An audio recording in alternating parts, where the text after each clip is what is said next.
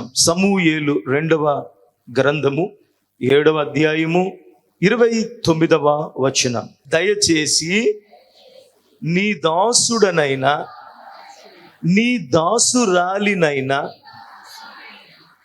నా కుటుంబము నిత్యము నీ సన్నిధిని ఉండునట్లు దానిని ఆశీర్వదించుము.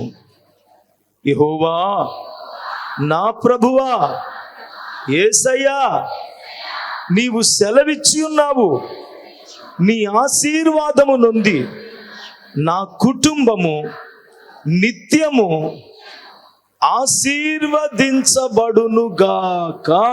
ఆ మహాదేవుడు తన కృపలో మనలను ఆశీర్వదించి దీవిస్తే నిత్యము కూడా మన కుటుంబాలు ఆనందమయమైన, ఆశీర్వాదకరమైన, దీవెనకరమైన, అద్భుతమైన కుటుంబాలుగా ఉంటాయి. మన దేవుని పేరేంటని అడిగితే కుటుంబ దేవుడు, ఫ్యామిలీ గాడ్. ఎవరైనా ఆయనకి కుటుంబాలు కావాలి. కుటుంబాల్లో నుంచి ఒక్కొక్కరిని ఎన్నుకున్నాడు అనుకోండి.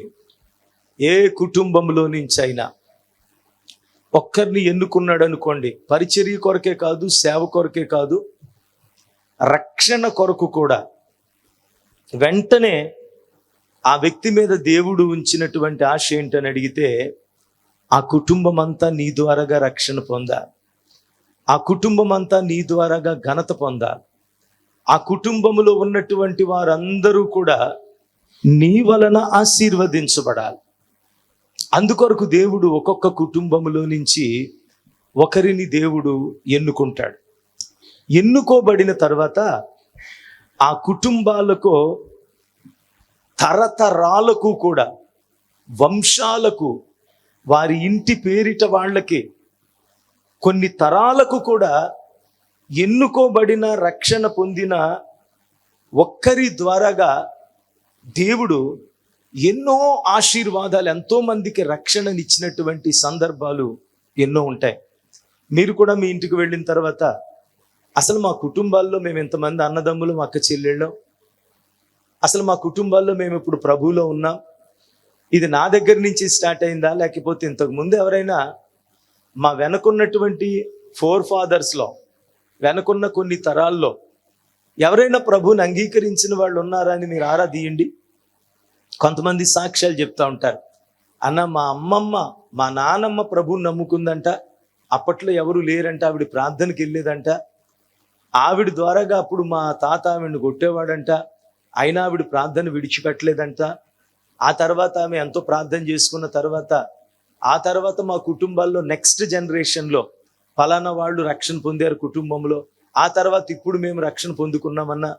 దీనంతటికీ కారణం మొదట మా ఫ్యామిలీలో ఫలానా ఆమె ద్వారాగా మాకు రక్షణ దొరికిందన్నా అని సాక్ష్యాలు చాలా వింటూ ఉంటాం. ఈ రోజును కూడా ప్రియులారా, మన ఆధ్యాత్మిక భక్తి జీవితంలో కూడా మనం ఒకవేళ ప్రభు దగ్గర మన రక్షకుడుగా ప్రభువుని అంగీకరించి ఉంటే గనక, ఈ రక్షణ నీతోనే కాదు, నీ కుటుంబంతోనే కాదు, నీ ముందున్నటువంటి భావి తరాలకు కూడా, కుటుంబాలకు కూడా ఒక మాదిరికరమైన వ్యక్తినిగా దేవుడు నీ కుటుంబాన్ని నిలుపుకోవడానికి దేవుడు ఇష్టపడతా ఉన్నాడు. స్తోత్రం చెప్పండి. అందుకని ఆయన కుటుంబంలో, ఆయన సన్నిధిలో మన కుటుంబము ఆశీర్వాదమునుంది, మన కుటుంబము నిత్యము దీవెననుంది, మన కుటుంబాలు దైవికమైనటువంటి దీవెనలతో, ఆశీర్వాదములతో వర్ధిల్లునట్లుగా దేవుడు తన కృపను మనకు అనుగ్రహిస్తూ ఉన్నాడు. కనుక ఎవరిమైతే ప్రభువుని సన్నిధిలో మనము ఆ దీవెనను గుర్తించుకుని, నా వెనక దేవుని యొక్క ప్రణాళిక చాలా గొప్పగా ఉంది, అనేక మంది నా ద్వారాగా దీవించబడవలసి ఉంది, నేను చూపించే మాదిరి, నా సాక్ష్య జీవితం ఎంతో మందికి, నా వెనకాల ఉన్నటువంటి భావితరాలకు కూడా మాదిరిగా ఉండబోతుంది, నా నెక్స్ట్ జనరేషన్లో చాలా మంది ప్రభు రాక ఆలస్యమైతే నన్ను మాదిరిగా తీసుకుని దేవుని సేవ చేయబోతున్నారు, నన్ను మాదిరిగా తీసుకుని అనేక మంది దేవునిలో నడవబోతున్నారనేటువంటి ఒక ఆలోచన నీ జీవితంలో ఉండాలి. నేను రక్షించబడినప్పుడు చాలా యవ్వన కాలంలో ప్రభు నన్ను పట్టుకున్నారు. దేవుని బిడ్డలారా, అప్పటికి ఇంకా నాకు మీసం కూడా రాలే. అప్పుడు నేను చాలా చిన్నవాడిని. ఆ సమయంలో నేను దేవుని కొరకు వచ్చినప్పుడు నాకున్న సిగ్గు, నాకున్న బాధ అంతా ఏంటంటే, ఎక్కడ చూసినా నా వయసున్న సేవకుడు ఎవరూ లేరు. ఈ వయసులో నీకు సేవ ఏంటిరా బాబు, ఈ వయసులో నువ్వు సేవకుడు ఏంటి అని అన్న మాటలే వినపడుతున్నాయి తప్ప, నిన్ను దేవుడు యవన కాలంలో పట్టుకున్నాడు, యవనుడు కాడే మోయట మేలు అన్న మాటలు ఎవరు చెప్పలే. ఎందుకు చెప్పలేదంటే ఆ వయసులో ఉన్నటువంటి వాళ్ళు ఎవ్వరూ కూడా లేరు. రెండవది ఏంటంటే, రక్షించబడిన వాళ్ళు అందరూ కూడా సాక్ష్యం చెప్తున్నారు. ఏమని? నేను భయంకరమైన పాపిని, నేను పలాంటి దొంగని, నేను పలాంటినా అది, నేను పలానా ఇదని సాక్ష్యాలు చెప్తున్నారు. నా జీవితంలో ఏ సాక్ష్యం లేదు. అంటే చెప్పుకోదగినంత సాక్ష్యం ఏమీ లేదు. అలాంటివి ఏం చేయలేదు. నేను ఏం చెప్పుకోవాలి? నేను సాక్ష్యం మా నాన్న దగ్గర 100 రూపాయలు దొబ్బేశానని చెప్పుకోవాలి. ఇంకా అంతకు మించి చిన్నప్పటి నుంచి కూడా ఈ సినిమాలు, చిన్నప్పటి నుంచి కూడా ఈ ఫ్రెండ్స్తో తిరగడాలు, అలాంటి అలవాట్లు అస్సలు లేవు మనకి. ఇంకా అలాంటి అలవాట్లలో పడే ప్రాయం వస్తుంది. దేవుని బిడ్డలారా, అప్పుడే ప్రభు నన్ను ఆకర్షించుకున్నారు. చిన్నప్పటి నుంచి సండే స్కూల్ నుంచి వెళుతూ సండే స్కూల్ టీచర్ని అయిపోయాను. అక్కడి నుంచి దేవుని బిడ్డలారా యూత్ క్లాసులు చెప్పడం మొదలుపెట్టాను. ఇలాగా ఆ యవన ప్రాయంలో ప్రభు నన్ను పట్టుకున్న రీతిని బట్టి అందరూ కూడా, ఎవ్వరూ కూడా ఈ వయసులో నీకు సేవ ఏంటి అని అన్నవాళ్లే తప్ప, నా వయసులో ఉండి సేవ చేస్తున్నటువంటి ఒక్క యవనస్తుడిని కూడా నా కళ్ళారా నేను చూడలేకపోయాను. అది సరిపోగా నా తోటి యవనస్తులందరూ కూడా సంఘంలో నియామక కూటాలప్పుడు వాక్యం చెప్పమనంటే నేనే వాక్యం చెప్పేవాడిని. చాలా చిన్నపిల్లోడిని. ఇప్పుడు చాలా చిన్ని పిల్లలు కూడా వాక్యాలు చెప్తా ఉన్నారు. అప్పుడు యవనస్తుడిగా నేను వాక్యం చెప్తా ఉంటే నా తోటి యవనస్తులు అక్కడ ఉండేవారు కాదు, కానీ వాళ్ళ అమ్మలు ఉండేవారు. వాళ్ళందరూ వాక్యం విని నన్ను వచ్చి ముద్దు పెట్టుకుని, బాబు చాలా బాగా చెప్పావు, చాలా చక్కగా దేవుడు నిన్ను వాడుకుంటాడు, బాగా ఆశీర్వదిస్తాడు అని ఆశీర్వదించి నన్నేమో ముద్దు పెట్టుకుని వాళ్ళ ఇంటికి వెళ్ళి ఆడ కొడుకునేమో చెంప మీద కొట్టేవారంట. ఎరా బుద్ధి లేదా, రవిబాబుని చూసి నేర్చుకోరా, ఎంత చక్కగా వాక్యం చెప్తున్నాడు, ఎంత చక్కగా పరిచర్య చేస్తున్నాడు, ఎంత చక్కగా పాటలు పాడుతున్నాడు అని చెప్పేవారంట. ఏళ్ళు అక్కడ వాళ్ళ అమ్మ తిట్టిగానే నా దగ్గరికి వచ్చేసేవారు. ఎరా నీకు సేవ తప్ప నీకెందుకురా, నీకు సేవ, నీకు పని పాట లేదా, సేవ అని వెళ్తున్నావు, నువ్వు అక్కడ వాక్యం చెప్పేస్తే పెద్ద గొప్పగా మా అమ్మలు వచ్చి మమ్మల్ని తిట్టాలా అనేవారు. అరే నాకేం తెలుసురా, మీ అమ్మ తిట్టాలని చెప్పాను నేను వాక్యం. నాకు దేవుడిచ్చిన తలాంతుని, నాకున్నటువంటి భారాన్ని, ప్రభువు నాకు ఇచ్చినటువంటి ఆ తలాంతుని దేవుని కొరకు నేను వినియోగించుకుంటున్నాను. చేతనైతే నువ్వు కూడా చెప్పుకో, లేకపోతే మానే, అంతే తప్ప నన్ను అంటారు ఏంటని చెప్పి అలాగ అడగడం వల్ల కూడా ఒక బెనిఫిట్ అయింది నాకేంటంటే, వాళ్ళందరితో కూడా పరిచయాలు కట్ చేసుకోవడానికి నాకు అవకాశం దొరికింది. అప్పుడు ఒంటరిగా మిగిలిపోయాను. దేవునితో ఇంకెక్కువ సమయం గడపడం మొదలు పెట్టాను. దేవుని వాక్యాన్ని పఠించడానికి నిద్రలేని రాత్రులు ఎన్నో గడిపాను. దేవుని బిడ్డలారా, అది నాకు అర్థం కావాల్సిందే. నేను ఈ అంశం మీద నేను వాక్యం చెప్పాలి. అలాగని దేవుని సన్నిధిలో ఒక చక్కని కృప కొరకు ఒక దీక్ష చేసినట్లుగా నన్ను నేనుగా ప్రభువు సహాయంతో నిరూపించుకోవడానికి దేవుడు తన కృపను సహాయాన్ని నాకు అనుగ్రహించాడు. అలాగైన తర్వాత, నేను సేవకుడిని అయిన తర్వాత నాకు అర్థమైంది ఏంటని అడిగితే, నన్ను చూచి చాలామంది వాళ్ళకి తెలియకుండా ఇప్పుడు కొన్ని పదులలోనే కాదు, చాలామంది మా ఇంట్లో కానీ, మా ఫ్యామిలీలో కానీ, మా రిలేషన్లో కానీ, నేను అప్పుడు పరిచర్య చేసినటువంటి సంఘాల్లో కానీ, మా వీధిలో కానీ కొన్ని 100 మందికి పైగానే సేవకులు అయిపోయారు. స్తోత్రం చెప్పండి. అప్పుడు ఈ వయసులో సేవ ఏంటి అని అన్నటువంటి వారు. ఎందుకంటే సేవ చేసి ఇతను ఎలాంటి ఘనత పొందుతున్నాడో, సేవ చేసి ఇతన్ని దేవుడు ఎలా వాడుకుంటున్నాడో, ఆశీర్వదించాడో, సేవకుడు అయినందుకు అతని వల్ల ఎలాంటి కీర్తి ఆ కుటుంబానికి కలుగుతుందో చూశారు. చూసిన తర్వాత అందులో చాలా మంది సేవకు వైపు తిరిగి దేవుని సేవకులు అవ్వడం గమనార్హం. కనుక ప్రియులరా, నీవు దేవుని సన్నిధిలో నీ కొరకు మాత్రమే కాక నీ వలన నీ కుటుంబము ఆశీర్వదించబడినట్లుగా నీ వెనక కొన్ని తరాలు దీవించబడినట్లుగా. మళ్ళీ చెప్తున్నాను, ఒక మంచిదైనా అంతే, నిన్ను చూసి అనేక మంది మాదిరిగా తీసుకుని తరాల్లోకి వస్తారు. ఒకవేళ ఒక చెడ్డ దైవునికి విరోధమైన సేవలో పతనమైపోయినా సరే, నిన్ను చూసి నీకు తెలియకుండా అనేక మంది దేవుని యొక్క సేవకు సేవించడానికి దూరం అయిపోతారు. ఎందుకో తెలుసా? దేవుని సేవని వెళ్ళాడు, సేవని చేశాడు. ఇదిగో ఇలాంటి పరిస్థితుల్లో చిచి దేవుణ్ణి మాత్రం నమ్ముకోకూడదు. చాలా మంది చెప్తా ఉంటారు, మా వీధులు ఆవిడ దేవుని సేవకని వెళ్తుందండి, దేవుని ప్రార్థన ప్రభుని నమ్ముకున్నానని వెళ్తుంది. కానీ ఆ మాటలు బాగోవండి, ఆమె ప్రవర్తన బాగోదండి. అందుకనే మా ఆయన ప్రార్థనకి వెళ్ళనివ్వడు అని చెప్పిన సందర్భాలు ఎన్నో ఉంటాయి. అంటే దేవుని దగ్గరికి వెళ్ళాలని ఆశపడుతున్నారు. దేవుడు అంటే వాళ్ళకి భక్తి ఉంది, కానీ వాళ్ళ కళ్ళ ముందు ఉన్నటువంటి కొంతమంది ప్రవర్తనను చూచి దేవుని దగ్గరికి వెళ్తే ఇలాగే ఉంటారేమో, దేవుని దగ్గరికి వెళ్తే ఇలాగే మాట్లాడతారేమో, దేవుని దగ్గరికి వెళ్తే అటు దేవునిలోని ఇటు లోకంలో ఉంటారేమో, మాకు అలాగే ఇష్టం ఉండదు. దేవుని దగ్గరికి వెళ్తే ఇలాంటి బూతులు మాట్లాడతారా, దేవుని దగ్గరికి వెళ్తే ఇలాంటి అబద్ధాలు మాట్లాడతారా, దేవుని దగ్గరికి వెళ్తే ఇలాంటి జీవితాలు ఉంటాయా అని చెప్పి మా ఆయన ప్రార్థనకు వెళ్ళనివ్వడండి అని చెప్పిన సందర్భాలు ఎన్నో ఉంటాయి. ప్రియులరా, ఒక చెడ్డకైనా నువ్వు మాదిరిగా ఉంటావు, ఒక మంచికైనా నువ్వు ఒక మాదిరిగా ఉంటావు. దేనికి నువ్వు మాదిరిగా ఉన్నప్పటికీ కూడా నీ మాదిరిని బట్టి కొన్ని తరాల మీద ఈ ముద్ర పడతాది, కొన్ని కుటుంబాల మీద ఈ ముద్ర పడతాది. అది మంచి మాదిరినిచ్చావా, అనేక కుటుంబాలు నీ ద్వారాగా దీవించబడతాయి. అనేక మంది బిడ్డలు నీ ద్వారాగా ప్రభు పరిచర్య కొరకు ప్రేరేపించబడతారు. అనేక మంది నిన్ను చూచి దేవుని పరిచర్య కొరకు ప్రతిష్ఠించబడతారు. ఒకవేళ ఒక చెడ్డ మాదిరిని నువ్వు కనబరిచావా, చెడ్డ సాక్ష్యాన్ని నువ్వు కనబరిచావా, ఎంతో మంది దేవుని దగ్గరికి రావలసినటువంటి వారికి నువ్వు అడ్డుబండవైపోతావన్న విషయాన్ని నువ్వు జ్ఞాపకం చేసుకో. మెట్టుకు ఏంటి దేవుని యొక్క ప్రణాళిక?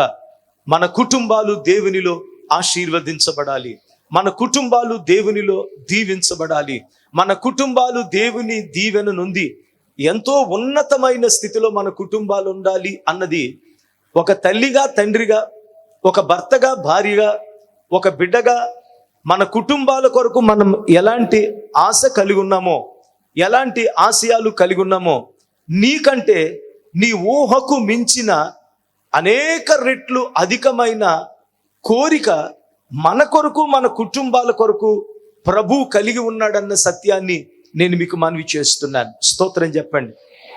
నీ కుటుంబం ఎంత గొప్పగా ఉండాలనుకుంటున్నావో, నీ కుటుంబం ఎంత గొప్పగా దీవించబడాలనుకుంటున్నావో, నీ బిడ్డలు ఎంత గొప్పగా ఉన్నతంగా ఉండాలనుకుంటున్నావో, దేవుని బిడ్డలారా, నువ్వు ఊహించిన దానికంటే అనేక రెట్లు ఎక్కువగా నీ కుటుంబం గురించి దేవుడు ఆలోచిస్తాడు, నీ బ్రతుకు గురించి దేవుడు ఆలోచిస్తాడు, నీ జీవితాన్ని గురించి, జీవిత సంకల్పాన్ని గురించి దేవుడు ఆలోచిస్తాడు.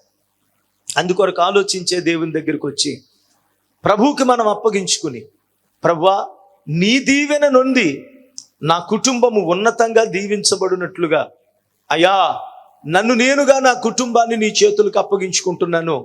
ఈ 2026వ సంవత్సరపు ప్రత్యక్షతలో నా బిడ్డల స్థిరపాటు ఉంది, నా బిడ్డల ఉద్యోగాలు ఉన్నాయి, నా బిడ్డలకు వివాహాలు చేయవలసి ఉంది, నా కుటుంబానికి ఒక నూతన గృహం కావలసి ఉంది, నా కుటుంబానికి ఉన్న రుణములు కొట్టివేయబడవలసి ఉంది. ఇదిగో నా కుటుంబాల్లో ఎన్నో కార్యాలు జరగాలి. ఇవన్నీ కూడా జరగాలనంటే అది నీ వల్ల మాత్రమే సాధ్యం ప్రభువా. నువ్వే చేయగలవు ప్రభువా. ఊహకందని మేలులు, ఊహించజాలనటువంటి గొప్ప సంబంధాలు అద్భుతమైన రీతిలో నువ్వు చేసి నా కుటుంబాన్ని నిలబెట్టగలిగిన వాడు నువ్వే గనుక నీ చేతులకు నన్ను నేను అప్పగించుకుంటున్నాను, నీవే చేయగలవు ప్రభువా అని చెప్పి దేవుని సన్నిధిలో ప్రభువుకి మనం అప్పగించుకుని, ప్రియులరా, ఒక యోసేపులాగా మనం నీతిలో మనం నిలబడితే మన కుటుంబాలకు మనమే దీవెనకరమైన వ్యక్తులుగా మార్చబడతాం. దేవుడు అంటాడు, దేవుని బిడ్డలారా, అతడు చేయునదంతయు సఫలమాయనని యోసేపును గురించి దేవుడు అంటాడు. ఎందుకు యోసేపు చేసినదంతా సఫలమైందని అడిగితే, యోసేపుకు దేవుడు తోడై ఉండెను గనుక. ఒక్క యోసేపును దేవుడు ఆశీర్వదిస్తే, ఒక్క యోసేపును దేవుడు దీవిస్తే, ఒక్క యోసేపును దేవుని బిడలారా దేవుని దీవెన నొంది దేవుని తోడును పొందుకుని ఒక్క యోసేపు హెచ్చించబడితే ఎవరికి సహాయం దొరికింది? ఎవరికి? కుటుంబానికి కాదు, రాజ్యానికే. కరువుతో ఉన్నటువంటి రాజ్యాలకే. విన్నరా? ఈ రాజ్యములో కరువు వచ్చినందువల్ల ఆహారం అడుక్కోవడానికి ఫలానా దేశములో ఫలానా ప్రభువు ఆ ధనాగారము దాచి ఉంచి, ధాన్యాగారము దాచి ఉంచి కరువులో ఉన్న వారందరికీ కూడా ధాన్యాన్ని ఇస్తున్నాడంట. వెళ్ళి మన కొరకు కూడా ధాన్యాన్ని తీసుకురమ్మని వెళితే ఆ ప్రభువెవరో, ఐగుప్తులో ఉన్న ప్రభువెవరో తెలియక వీళ్ళు ఆహారాన్ని అడుక్కోవడానికి అక్కడికి వెళ్ళిన తర్వాత సింహాసనం మీద ఆయనను చూచారు. అంటే ప్రియులరా, ఒక వ్యక్తి దేవుని నీతిలో నడిస్తే, ఒక వ్యక్తి దేవుని యొక్క ఆశీర్వాదం కింద ఉంటే తన కుటుంబానికే కాదు అనేక మంది ప్రజలకు, అనేక మందికి అతడొక మాదిరిగా, అతడొక సహాయకుడుగా, అతని ద్వారాగా దీవెన పొందినట్లుగా దేవుడు ఆ వ్యక్తిని హెచ్చించగలుగుతాడు. స్తోత్రం చెల్లించండి. హల్లెలూయా. ఒక్క వ్యక్తి రవికుమార్ దేవునికి సమర్పించుకుని ప్రభు దగ్గర ప్రార్థన చేస్తూ, ప్రభువా నీ సేవ చెయ్యాలా, చేస్తే ఎక్కడ చేయాలి, చెయ్యాలి అన్నప్పుడు ఇక్కడ చేయమని దేవుడు చెప్పినప్పుడు, ఇక్కడికి వచ్చినప్పుడు ఇక్కడ ఏముంది చేయడానికి, ఏముంది ఇక్కడ రావడానికి అనుకూలతలు ఉన్నాయా, ఇక్కడ ఏమున్నాయి, చుట్టూ ఏమున్నాయి, ఇళ్ళు ఉన్నాయా, ఇదంతా బీడు భూములు, ఇక్కడ ఏమున్నాయి, రావడానికి సౌకర్యాలు ఉన్నాయా, ఏమున్నాయి? నువ్వు ఇప్పుడు చూడుకో, భవిష్యత్తును చూడు, నువ్వు నిలబడు, నువ్వు సేవ కొరకు నువ్వు నాకు సమర్పించుకో, నిన్నెక్కడ నిలబెట్టి ఎలా చేయాలో. ఏమండి, ఇదే స్థలములో దేవుని మందిరాన్ని కట్టుకోలేక పాకలు వేసుకుని ఆ పాకల్లో మందిర ప్రతిష్ఠ చేసి భోజనాలు కూడా పెట్టుకోలేని పరిస్థితి అండి. ఎందుకో తెలుసా? నేను చేయి జాచితే ఎప్పుడో కట్టేద్దును, ఎవరి సహాయమైనా తీసుకుంటే మా నాన్నగారు కడతానన్నారు, వద్దన్నారు. నన్ను నేనుగా నా దేవుడిచ్చే సహాయంతోనే ఇది ప్రతిష్ఠించబడాలి.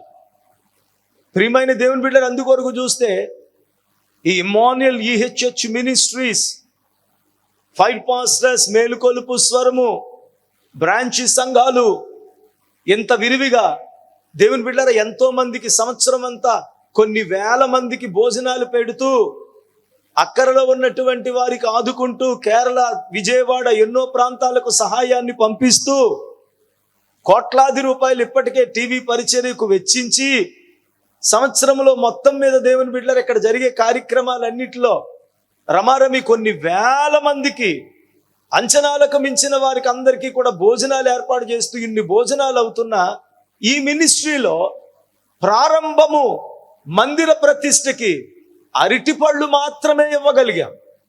స్తోత్రం చెప్పండి. హల్లెలూయా. ఏమిచ్చామండి? ఈ మందిర ఓపెనింగ్కి భోజనాలు లేవు, అరటిపండు మాత్రమే. అది కూడా ఇక్కడికి వచ్చిన తర్వాత అప్పటికప్పుడు పంపించి 2 గెలలు తెప్పించాం. ప్రభు దగ్గర నువ్వు అప్పగించుకుంటే నీకు తినడానికి లేకపోయినా నువ్వు 1000 మందికి పెడతావు, పెడుతూనే ఉంటావు. స్తోత్రం చెప్పండి. పెడుతూనే ఉంటావు. Hallelujah, hallelujah, hallelujah. Praise the Lord. పెడుతూనే ఉంటావు. భోజనం పెట్టడానికి, వస్త్రం ఇవ్వడానికి, ఆదుకోవడానికి, ఆదరించడానికి దేవుడు నిన్నొక ఆశీర్వాదకరమైన బిడ్డగా చేస్తాడు. స్తోత్రం చెప్పండి. హల్లెలూయా. యేసయ్యకు మనల్ని మనం అప్పగించుకుంటే, మన సన్నిధిలో, ఆయన సన్నిధిలో మన కుటుంబాన్ని అప్పగించుకుంటే, నీ ఊహకు మించిన విలువైన కార్యాలు దేవుడు ఎన్నో చేస్తాడు. నిన్న నేను చెప్పాను, కొండేపాడులో మొదటి మంగళవారంలో స్టేజ్ మీద కొంతమంది పాస్టర్స్ కూర్చున్నారు. వాళ్ళందరికీ చర్చెస్ ఉన్నాయి, వాళ్ళందరికీ మందిరాలు ఉన్నాయి, వాళ్ళందరూ సేవ చేస్తున్నారు. వాళ్ళని సేవకులుగా నేను తీసుకొచ్చి పైన కూర్చోబెట్టాను. అందులో చాలా మంది, అందరూ ఆల్మోస్ట్ నేను అభిషేకించిన వాళ్ళే. స్తోత్రం చెప్పండి. అందులో చాలా మంది ఎవరెవరు కుంచుని పెళ్ళికి వచ్చి వెనకాల కుర్చీల్లో అలా కూర్చున్నోళ్ళు, మామూలు నార్మల్గా వచ్చి కొన్ని సంవత్సరాలు వెనకాలకు వచ్చి కూర్చుని వాక్యం విన్నవాళ్ళు ఈ రోజున సేవకులుగా దేవుని మందిరంలో నా పక్కన కూర్చున్నారు. వాళ్ళు ఊహించారా? దేవుని దగ్గర మనం ఏమి ఊహించక్కర్లేదు, మనం ఏమి ఆశించక్కర్లే. ప్రభు సన్నిధిలో మనల్ని మనం సంపూర్ణంగా దేవునికి అప్పగించుకుని, ప్రభువా నా కుటుంబాన్ని నువ్వు దీవించగలవు, ప్రభువా నువ్వు నా కుటుంబాన్ని ఆశీర్వదించగలవు, నీ సన్నిధిలో నేనుండునట్లుగా, నీ కృప నుండి నా కుటుంబము వర్ధిల్లునట్లుగా నన్ను నేనుగా నీకు అప్పగించుకుంటున్నాను యేసయ్యా. నమ్మకంగా ప్రభు చేతులకు నువ్వు అప్పగించుకుని దేవుని యొక్క ఆజ్ఞలను అనుసరించి దేవుని యొక్క మందిరములో నువ్వు నడుచుకుంటే గనక నీ కుటుంబము గురించి నువ్వు వెనక్కి చూడవలసిన పని లేదు. నీ కుటుంబము గురించి ఏది కూడా నువ్వు ఆలోచించవలసిన పని లేదు. దేవుని నామములో మీకు మనవి చేస్తూ ఉన్నా. ఒక్క యోసేపును దేవుడు హెచ్చించాడు. జరిగింది ఏంటండి? యావత్ కుటుంబానికి కూడా ఆయనే అన్నం పెట్టేవాడుగా మార్చబడ్డాడు. ప్రియులరా, ఒక వ్యక్తిని దేవుడు ఆశీర్వదిస్తే, ఒక వ్యక్తిని, ఒక కుటుంబాన్ని దేవుడు దీవిస్తే కుటుంబానికి కిరీటంగా చేస్తాడు. ఈ సంవత్సరమే మన సంవత్సరం. ఏం సంవత్సరం ఇది? కిరీట సంవత్సరం. ఈ కిరీట సంవత్సరములో నేను అంటున్నాను, ఇమ్మానుయేల్ ఇంటి కుటుంబ సభ్యులు ప్రతి ఒక్కరూ, నువ్వు భార్యవై ఉన్నావో, నువ్వు తల్లివై ఉన్నావో, నువ్వు తండ్రివై ఉన్నావో, నువ్వు బిడ్డవై ఉన్నావో, ఈ సంవత్సరం దాటిపోయిన తరువాత ఈ సంవత్సరములో నువ్వు కిరీటంగా మార్చబడకపోతే సంవత్సరం తర్వాత నువ్వు ఉండకపోవడమే మేలు. నీ ఆశయాలు, నీ ఆశలు, నీ తలంపులు, నీ ఉద్దేశాలు, నీ ప్రణాళికలు ఏమై ఉన్నాయో వాటిని ప్రభు చేతులకు అప్పగించుకో. ఈ లోకంలో ఉండేటువంటి దేవుని బిడ్డలరా, ఈ పండగలు, ఈ సరదాలు, ఈ బంధువులు, ఈ పిండి వంటలు ఇవన్నీ పక్కన పెట్టు. దేవా, నా కుటుంబము, నా బిడ్డలు ఆశీర్వదించబడాలి. నేను నీ చేతులకు నా బిడ్డలను, నా కుటుంబాన్ని అప్పగించుకోవాలనుకుంటున్నాను. నీవు ఆశీర్వదించు ప్రభు అని దేవునికి అప్పగించుకుంటే నా ప్రభు నీ ఊహకు మించిన స్థితిని నీ కుటుంబంలో దేవుడు కలగ చేయగలిగిన వాడు. అందుకే ఇక్కడ అంటాడు, నీ సన్నిధిలో నా కుటుంబము నిత్యము ఉండునట్లుగా, ఆశీర్వదించబడినట్లుగా దేవా నీ సహాయాన్ని దయచేయి. ఏం చేయాలి? Point number 1. ప్రియులరా, ద్వితీయోపదేశ కాండం 12వ అధ్యాయం తెరచి ఉంచండి. 7వ వచనాన్ని చదువుదాం. 7వ వచనాన్ని చదువుకుందాం. మీరును మీ దేవుడైన యెహోవా మిమ్మును ఆశీర్వదించి మీకు కలగజేసిన మీ కుటుంబములను మీ దేవుడైన యెహోవా సన్నిధిని భోజనము చేసి మీ చేతి పనులన్నిటి యందు సంతోషించవలేను. దేవుని దీవెన పొందాలి, దేవుని ఆశీర్వాదం పొందాలి, దేవునిలో స్థిరపరచబడాలి. నా కుటుంబము నిత్యము దేవునిలో వర్ధిల్లునట్లుగా దేవా మమ్ములను ఆశీర్వదించవా అని ప్రభు దగ్గర అడుగుతూ ఉన్నాం. మా కుటుంబము దేవునికి అప్పగించుకోవాలనుకుంటున్నానన్నయ్య. దేవుని దయ వలన, దేవుని కృప వలన దేవుడు నా కుటుంబ ప్రతినిధిగా నన్ను ఇక్కడికి తీసుకుని వచ్చాడు. అయితే నా కుటుంబం ఎవరు రాలేదు. లేకపోతే నేను నా భర్త వచ్చాం, పిల్లలు రాలేదు. నేను పిల్లలు వచ్చాం, నా భర్త రాలేదు. నేను వచ్చానన్నా నా భార్య రాలేదు. ఎవరు వచ్చినా, ఒకళ్ళు వచ్చినా, కుటుంబ ప్రతినిధిగా నువ్వు ఇక్కడికి వచ్చావు కదా, నీ ద్వారాగా దీవెనలు నీ కుటుంబానికి వెళ్ళడానికి అవకాశాలు ఉన్నాయి. ఎందుకంటే ప్రియులరా, జక్కయ్య ఒక్కడే వచ్చాడు, యేసును చూడాలనుకుని వచ్చాడు. జక్కయ్యకు మారు మనసు లేదు, జక్కయ్య కుటుంబానికి మారు మనసు లేదు. కానీ యేసయ్య ఏమన్నాడో తెలుసా? వచ్చిన జక్కయ్య యొక్క సంపూర్ణమైన హృదయాన్ని దేవుడు చూచాడు. వెంటనే జక్కయ్యతో దేవుడు అంటున్నాడు, నీ ఇంటికి రక్షణ వచ్చింది అన్నాడు. దేవుడు ఆ మాట నీ ఇంటికి పలకాలంటే, నీ కుటుంబ గౌరవం పెరగాలంటే, నీ కుటుంబానికి రక్షణ కలగాలంటే, నీ ఇంటిలో ఉన్న మీ నాన్నకు ఆరోగ్యం కలగాలంటే, నీ ఇంటిలో ఉన్న మీ అన్నకు వివాహం జరగాలంటే, మీ ఇంటిలో ఉన్నటువంటి నీ అక్కకు పెళ్లి జరగాలంటే, ఇదిగో నీ ఇంటిలో ఉన్న మీ చెల్లెలికి కడుపు పండాలంటే, నీ ఇంటిలో ఉన్నటువంటి అప్పు తీరాలంటే, నీ బిడ్డలకు భవిష్యత్తు రావాలంటే, ప్రియులరా, నీ కుటుంబంలో ఎవరిలో ఏ అవసరత ఉందో, ఏ కుటుంబ వ్యక్తిలో ఏ ఆశీర్వాదం కొరకు ఎదురు చూస్తూ ఉన్నావో, నీ బిడ్డలను ఎంత ఉన్నతమైన స్థితిలోనికి దేవుడు తీసుకువెళ్లాలని ఆశపడుతున్నావో, ఈ ఆశలన్నీ కూడా కలిగి ఉండి కుటుంబ ప్రతినిధిగా వచ్చినటువంటి నీవు దేవుని సన్నిధానములో ప్రభు నిన్ను చూడవచ్చినప్పుడు ఆయనకు నీ హృదయ యథార్థత కనబడాలి. నీ హృదయములో ఉన్నటువంటి ప్రియులరా, ఇదిగో దేవుని కొరకైనటువంటి ఆశ కనబడాలి. దేవుడు నిన్ను చూడవచ్చినప్పుడు నీవు దేవుని సన్నిధానములో ఎలాంటి తృష్ణగొని ఉన్నావో దేవునికి తెలియాలి. స్తోత్రం. Praise the Lord. చెట్టెక్కినందుకు జక్కయ్యను పిలిచాడు అనుకుంటున్నారా మీరు కొంపదీసి? చెట్టెక్కినందు మాత్రాన చెట్టు దగ్గర నుంచి జక్కయ్య చూచుదుడేమో గాని యేసు ప్రభు ఆగి పైకి చూచి జక్కయ్య దిగిరా అని పేరు పెట్టి పిలిచేవాడు కాదు. ఎందుకో తెలుసా? చూడాలనుకున్న వాడికి చూస్తాడు, చూడాలనుకునే వానికి కనబడని దేవుడు కాదు కదా, చూస్తాడు, కనబడతాడు. ఓహో, ఈయన యేసు ప్రభు వారంటే ఎలాగుంటాడా, బయటికి వెళ్ళి చెప్పుకుంటాడు, చాలా బాగుంటాడండి, మనం అనుకున్నట్టు కాదు కానీ ఆయన చాలా ఎత్తుగా ఉన్నాడు, చాలా తెల్లగా ఉన్నాడు, చాలా బాగున్నాడు ఆయన అని చెప్పుకోవడానికి పనికి వస్తుంది, ఒక హీరోని చూసినట్టు అంతే. కానీ జక్కయ్య దగ్గరికి యేసు ప్రభు వారు చెట్టు కిందకి రాగానే అక్కడ ఆయన ఆగిపోయి తల పైకెత్తి యేసును చూడాలనుకున్న జక్కయ్య వైపు ఈయన చూచి, దిగిరా, నీకు రక్షణ వచ్చింది, నీ ఇంటికి కూడా వస్తాను, నీ ఇంట్లో భోంచేస్తాను రా అని అన్నాడంటే జక్కయ్య చెట్టెక్కి చూడాలనుకున్నందుకు కాదు. యేసు ప్రభు వారు వెళ్ళిపోతున్నారు, ఎంతోమంది ఆయనను తాగుతూ ఉన్నారు.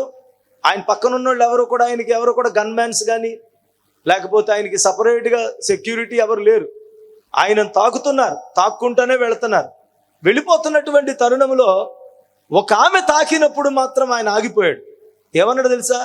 ఎవరో నన్ను తాకారయ్యా, మేమందరం తాకుతానే ఉన్నాం కదా. లేదు, మీరు తాకింది వేరు, ఆ స్పర్శ వేరు. మీరు నన్ను టచ్ చేసింది వేరు, ఆమె తాకింది వేరు. ఏమైంది ఏమో, ఆమె తాకితే నా ప్రభావము నాలో నుంచి వెళ్ళిపోయిందయ్యా. ఆమెన్. వీళ్ళ తాకిన దానికి ఆమె తాకిన దానికి తేడా ఏంటి? వీళ్ళు మామూలుగా తాకారు, ఆమె ప్రభావము తీసుకొనున్నంతగా తాకింది. దేవునికి స్తోత్రం కలుగును గాక. Praise the Lord. హల్లెలూయా. ప్రియమైన దేవుని బిడ్డలారా, దేవుడు ఆత్మానుసారుడు గనుక, ఆయన ఆత్మ వివేచన కలిగినటువంటి వాడు గనక, నేను మళ్ళీ చెప్తాను, యేసు ప్రభువుని నమ్ముకోగానే ఆత్మవరాలు మనం అపేక్షించి తెలుసుకోవాలి. మనం దేవుణ్ణి అడగాలి, ఇస్తాడు.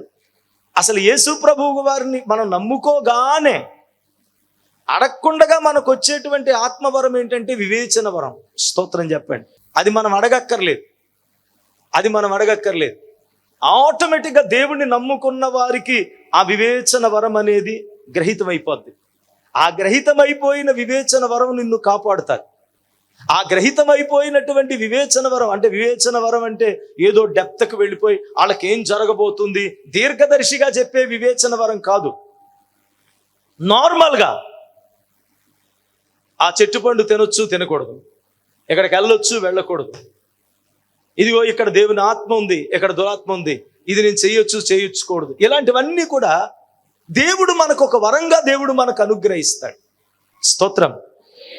ప్రియులరా, అలాగ యేసయ్య దగ్గరికి ఆయన ఆత్మానుసారుడు, ఆయనకు తెలుసు వరం మనకిస్తే వరంతో మనం పనిచేస్తూ మనం ఎన్నో రీతిలుగా తప్పించబడుతుంటే, వరమిచ్చిన దేవుడు ఇంకెలాంటి వరం కలిగిన వాడో ఆలోచించండి. ఆయన చూచాడు జక్కయ్య. ప్రియులరా, యేసయ్య వాక్యం ఏం చేస్తుందో తెలుసా? వాక్యము ప్రకటించబడుతూ ఉంటే లూదియా హృదయం తెరవబడింది. దేవుని మాట హృదయాలను తెరుస్తుంది. హృదయం తెరవబడిందంటే ఏం కనబడుతుంది? తలుపు తెరిస్తే ఏం కనబడుతుందమ్మా? ఇంట్లో ఉన్నవి కనబడతాయి కదా. హృదయం తలుపు తెరిస్తే హృదయంలో ఉన్నవన్నీ, రండి నాతో ఉన్నవన్నీ చెప్పిన వానిని చూద్దురు గాని రండి. యేసయ్య మాట దేవుని బిడ్డలారా వినగానే నీ హృదయాలు తెరవబడి యేసు దగ్గర దాచలేని సంగతి అంటూ ఏది ఉండదు. ఆమేన్. అరే, జక్కయ్య హృదయం తెరవబడిందండి, తెరవబడింది. నేను ఒక మాట చెప్పనా? హలో, చెప్పమంటే చెప్తాను, చెప్తాను. తెరవబడిన జక్కయ్య హృదయంలో పాపముందా? పుణ్యం ఉందా? చెప్పండి. పాపమే, మోసగాడు, అన్యాయస్తుడు, లంచగొండి, అంత పాపమే. దైవభక్తి కానీ, అయ్యో పాపం మంచి అని కానీ, అయ్యో ఇది ఇలా తీసుకోకూడదని కానీ, ఒక జాలి కానీ అలాంటిది ఏం లేదు, అంతా పాపమే. మరి ఇప్పుడు యేసు ప్రభు వారు చూడగానే జక్కయ్య హృదయం తెరవబడితే జక్కయ్య హృదయంలో కనబడిందంతా పాపమే అయితే, ఆ జక్కయ్యను రా మీ ఇంటికి వస్తాను, భోజనం కూడా చేస్తాను అన్నాడంటే ఎందుకు?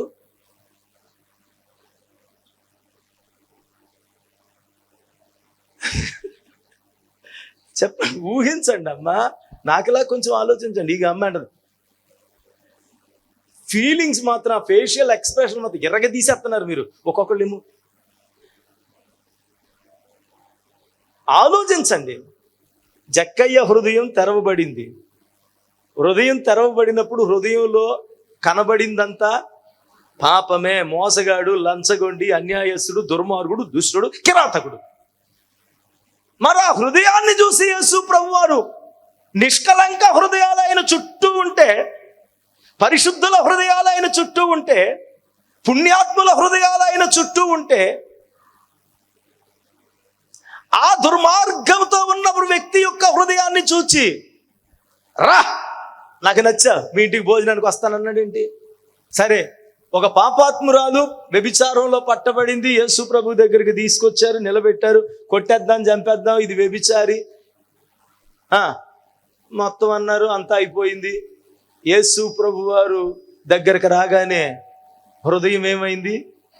తెరవబడిపోయింది. యేసు ప్రభు వారు చూచాడు. లోపలంతా ఏం కనబడుతుంది? చెప్పండి అమ్మా. పాపం ఎక్కడో చోట పుణ్యం ఉందా? మొత్తం చీకటే, మొత్తం పాపమే కనపడింది. మరి ఆవిడ్ని చూసి అమ్మా అని ఎందుకు అన్నాడు? ఇతన్ని చూసి నీ ఇంటికి భోజనానికి వస్తానని ఎందుకు అన్నాడు? యేసయ్య మాట్లాడితే హృదయం తెరవబడుతుంది. హృదయం తెరవబడిందంటే అంతా ఆయన చక్కగా ట్రాన్స్పరెన్సీగా ఉంటుంది, అంతా చూసేయగలుగుతాడు. మనం ఇంకా ఆయన చూసింది కాకుండా మనం ఏం దాచలేము, అది క్లియర్. మరి అలాంటప్పుడు కనబడింది పాపం అయితే, కనబడింది మోసం అయితే, అతనింటికి భోజనానికి ఎందుకు వస్తానన్నాడు? ఈమెను చూసి అమ్మా నేను నిన్నేమీ చెయ్యనురా, నువ్వు వెళ్ళిపో అని ఎందుకు అన్నాడు?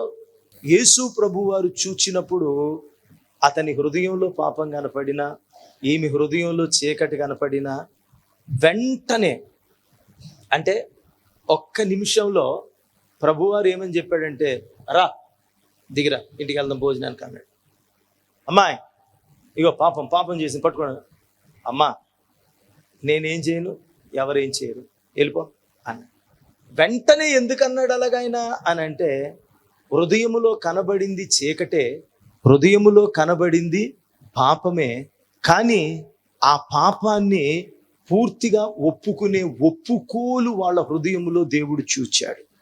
స్తోత్రం చెప్పండి, హల్లెలూయా.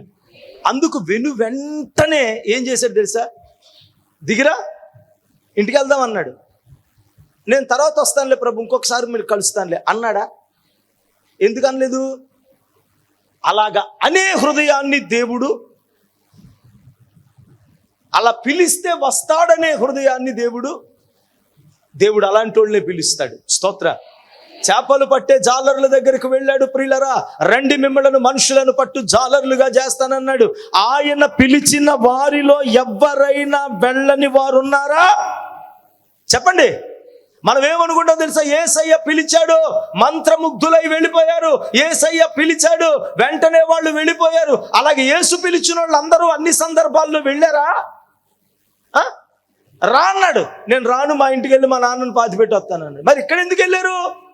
వచ్చే వారినే దేవుడు పిలిచాడు. స్తోత్రం, హల్లెలూయా. పిలిచినందుకు వెళ్ళడం కాదు, హృదయాంతరంగాలు చూస్తాడు. ఆమేన్, హల్లెలూయా. నీ హృదయం అలా పెట్టుకో దేవుని యొక్క సన్నిధిలో. నా ఇంటికి నా యేసయ్య రావాలి, నా బ్రతుకు మారాలి, నా కుటుంబం ఆశీర్వదించబడాలి, యేసు రాకతోనే నా కుటుంబానికి పట్టిన దరిద్రం, నా కుటుంబాన్ని వెంబడిస్తున్న పాపం, నా కుటుంబం మీద ఉన్నటువంటి శాపం తొలగిపోవాలి. దానికి ఒకటే మార్గం, యేసయ్యను నేను నా ఇంటికి తీసుకువెళ్ళాలి. ఎంతవరకు నా ఇల్లు అన్యాయస్తులతో నింపబడిపోయింది, ఎంతవరకు అక్రమస్తులతో నింపబడిపోయింది నా ఇల్లు, ఎంతవరకు నా హృదయం అంతా కూడా భయంకరమైనటువంటి శాపముతో నింపబడిపోయింది. నా యేసయ్య నా ఇంటికి వస్తేనే కానీ నా శాపం బయటికి వెళ్దు. యేసయ్య నా ఇంటికి వస్తేనే కానీ నా నిజస్థితి నాకు తెలియదు. యేసయ్య నా ఇంటికి వస్తేనే కానీ సమాజంలో నా గౌరవం ఏంటో నాకు తెలియదు అనుకున్నాడు. యేసయ్య ఇంట్లోకి వచ్చాడు, ఇంట్లో నుంచి అన్యాయం బయటికి వెళ్ళిపోయింది. యేసయ్య ఇంట్లోనికి వచ్చాడు, ఇంట్లో నుంచి అన్యాయపు సిరి బయటికి వెళ్ళిపోయింది. యేసయ్య ఇంట్లోనికి వచ్చాడు, ఇంటి పేరు మారిపోయింది. యేసయ్య ఇంట్లోకి వచ్చాడు, ఇంటి గౌరవం మారిపోయింది. యేసయ్య ఇంట్లోనికి వచ్చాడు, ఎన్నడూ వాళ్ళ ఇంటిలోనికి రాని పరిశుద్ధులు ఇప్పుడు ఇంట్లోనికి రావడం మొదలు పెట్టారు. దైవ సేవకులు ఇంట్లోనికి రావడం మొదలు పెట్టారు. క్రీస్తు ప్రభు శిష్యులు రావడం మొదలు పెట్టారు. అప్పటిదాకా ఇల్లంతా పాప నిలయంగా మార్చబడిపోయి అన్యాయస్తుల చేత, అక్రమస్తుల చేత, దుర్మార్గుల చేత, దోషుల చేత, వ్యభిచారుల చేత, నరహంతకుల చేత, లంచగొండుల చేత నింపబడిపోయిన ఇల్లు. ఇప్పుడు వాళ్ళందరూ ఎక్కడికి వెళ్ళారు? బయటికి వెళ్ళిపోయారు. ఇప్పుడు వాళ్ళందరూ మళ్ళీ వస్తారా? రారు. ఎందుకు? ఇది యేసయ్య ఇల్లు. యేసయ్య ఇంటికి వచ్చాడు, అతను మారిపోయాడు. రా, ఎవరు? మన జక్కయ్య మారిపోయాడు. ఏంటి నిజం చెప్ప? అతను మారడం ఏంటి? నిన్న కూడా నా దగ్గరకు వచ్చి 100 రూపాయలు ఇవ్వాలని పీకి మీద కట్టెట్టాడు. అలాంటి వాడు మారిపోవడం ఏంట్రా? మారిపోయాడు రా. ఎలా చెప్తున్నా? అరే చూడు, నీ దగ్గర కూడా, నీ దగ్గర ఏమైనా తీసుకున్నాడా? వచ్చి ఇచ్చేస్తాడు చూడు, ఇచ్చేస్తాడు చూడు. మారిపోయాడు చూడు. మొత్తం డబ్బు అంతా పంచిపెట్టేశాడు, అన్యాయం అంతటిని విడిచిపెట్టేశాడు, అక్రమాన్ని విడిచిపెట్టేశాడు. ప్రియులరా, ఇంటి గౌరవం మారిపోయింది, ఇంటి పేరు మారిపోయింది, ఇంటి విలువ మారిపోయింది. ఇల్లు అక్రమస్తులతో నిండింది, దేవుని బిడలతో నింపబడిపోయింది. ప్రియులరా, ఈ రోజున ఆ ఇంటి రూపురేఖలనే మార్చేశాడు నా దేవుడు. ఎవ్వరు యేసుని నమ్ముకుంటారో, ఎవ్వరు యేసుకి హృదయం ఇస్తారో, వారి జీవిత రూపురేఖలను, కుటుంబ విలువలను, కుటుంబ మర్యాదను మొత్తం అంతటిని కూడా దేవుడు మార్చేస్తాడు. స్తోత్రం, హల్లెలూయా. అందుకొరకు నీ ఇల్లంతటి అందరూ రాకపోయి ఉండొచ్చు, నీ కుటుంబ భవిష్యత్తుని రూపురేఖలను మార్చాలనుకున్న ఒక్కడు చాలు. చెప్పండి, ఎవరు? కాదా, నువ్వా? అయ్యా, ఆయన మార్చివాడు. ఆయన మార్చడానికి, ఆ మార్పుని ఇంట్లోకి తీసుకెళ్ళడానికి ఒక్కళ్ళు చాలు. ఎవరో? తీసుకెళ్ళేవాడు. స్తోత్రం చెప్పండి, హల్లెలూయా. తీసుకెళ్ళేవాడు. నిన్ను బట్టి నీ కుటుంబం అంతా సంతోషించాలి. Praise the Lord. మా ఇంటికి పట్టిన దరిద్రం అనకూడదు. ఏమనాలి? మా ఇంటికి దొరికిన ఆశీర్వాదం మా అమ్మ, ఆశీర్వాదం నా కొడుకో, ఆశీర్వాదం నా కూతురో, ఆశీర్వాదం మా తల్లి అనాలి. నీ పేరు ఆశీర్వాదం అయితే అవుతుంది, అలా చెప్పుకోవాలా. అలా చెప్పుకున్నప్పుడు దేవుని బిడ్డలారా, నీ జీవితంలో ఇంకంతకంటే సాధించవలసింది ఏది ఉండదు. స్తోత్రం కలుగును గాక. కనుక దేవుని సన్నిధిలో మనం ఏం చేయాలి? సంతోషించాలి. కుటుంబాలతో మనం ఏం చేయాలి? సంతోషించాలి. సంతోషం ఎక్కడ పాడైపోతుంది? కుటుంబాల్లో. ఎందుకు సంతోషం పాడైపోవడానికి? ఆనందించవలసిన కుటుంబాలు, ఆనందంగా ఉండవలసినటువంటి జీవితాలు తమ సంతోషాన్ని కోల్పోవడానికి కారణం ఏంటి? దేవునితోనైనా, కుటుంబ బాంధవ్యాల్లోనైనా ఆ కుటుంబ సంతోషాలు కోల్పోవడానికి కారణం ఏంటి? 3 కారణాలు. ఓకేనా? Praise the lord.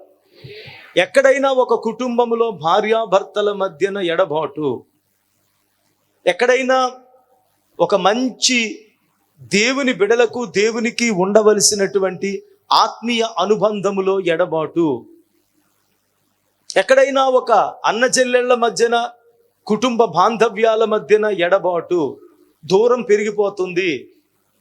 మమతలు సన్నగిల్లుతున్నాయి, ఆత్మీయ విలువలు తగ్గిపోతున్నాయి, బంధుత్వం విలువ లేదు, రక్త సంబంధం యొక్క విలువ లేదు, ప్రేమ యొక్క విలువ లేదు, ప్రేమించిన ఆ ప్రేమను స్వీకరించే మనసు లేదు, ప్రేమను అర్థం చేసుకోలేకపోతున్నాం.